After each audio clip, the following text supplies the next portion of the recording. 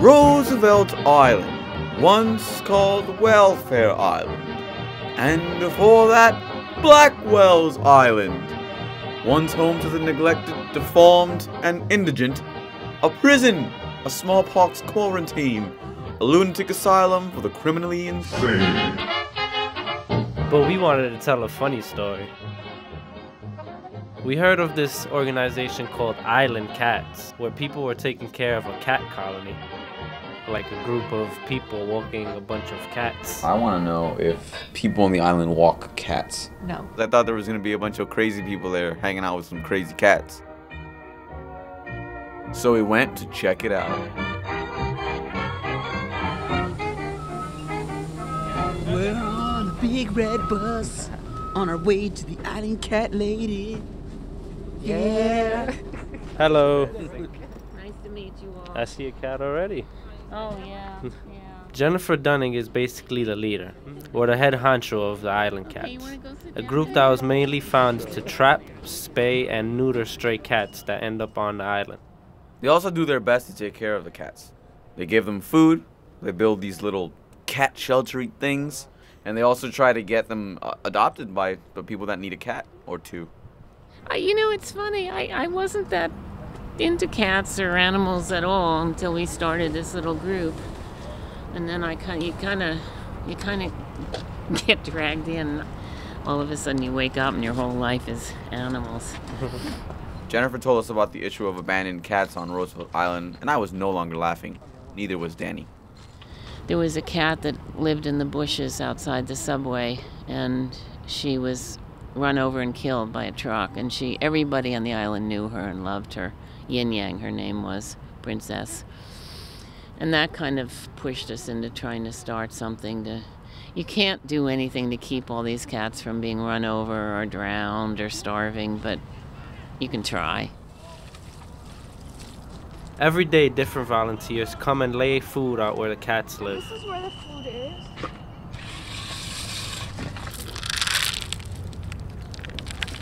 Sometimes there's like spiders and stuff, so you have to clean it up. Miriam Varadian is a volunteer. When you see that after they eat, they like appreciate it, and every time you come, they get to know you, and it just feels nice to know that you're helping out.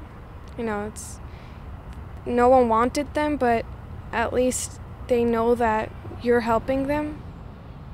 It's hard to do good things for people, I find often, so at least you can help out another specimen of life.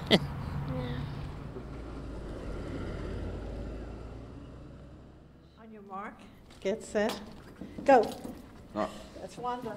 Judy Birdie is the island historian. Wandalina. Come here, beautiful. She also loves cats. She likes cream cheese, butter, cheddar cheese, raspberry yogurt. She likes to lick the butter or sauce off the pasta, but she doesn't like to eat the pasta. She told us that even today there's a lot of homebound, elderly, and disabled people on Roosevelt Island because there are 2 long-term care hospitals. The Island Cat people are trying to get homebound patients to adopt cats. Something to always be there and keep them happy.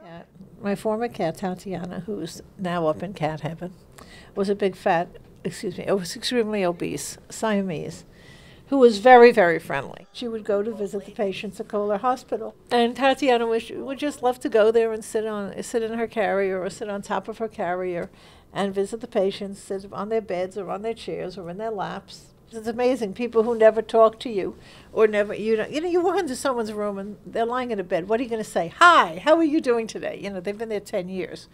But animals are wonderful because they're not judgmental. They don't know if something's the matter with someone. Jennifer from Island Cats took us to meet one homebound disabled woman who finds comfort in the cat she adopted. Hello. How are you? My name is Dawn Casamasa. My cat's name is Sabrina. Dawn can't really move. When we met her, she was in a wheelchair and in front of a TV. She's very loving. She sleeps with me. And if I'm in the chair, she's on my lap.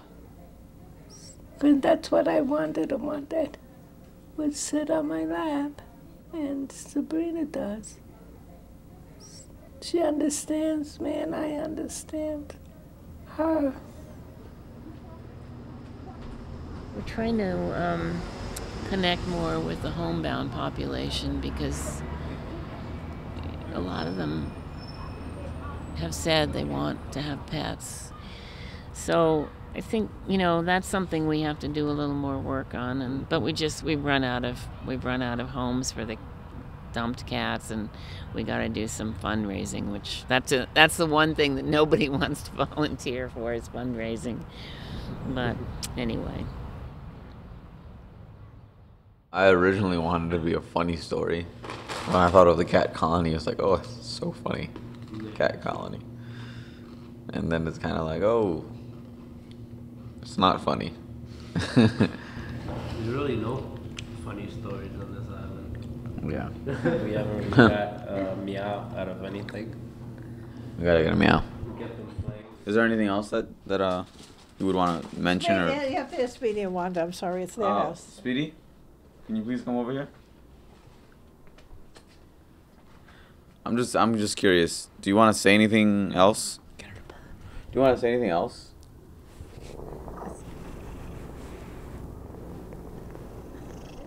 Yeah, she sounds like a tiger. For WNYC, I'm radio rookie Christian Rodriguez. From WNYC, I'm radio rookie Daniel Martinez. And remember,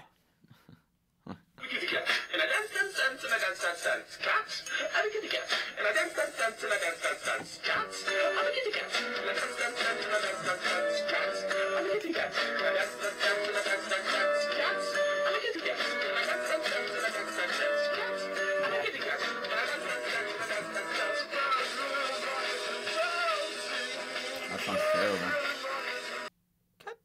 Okay. Good.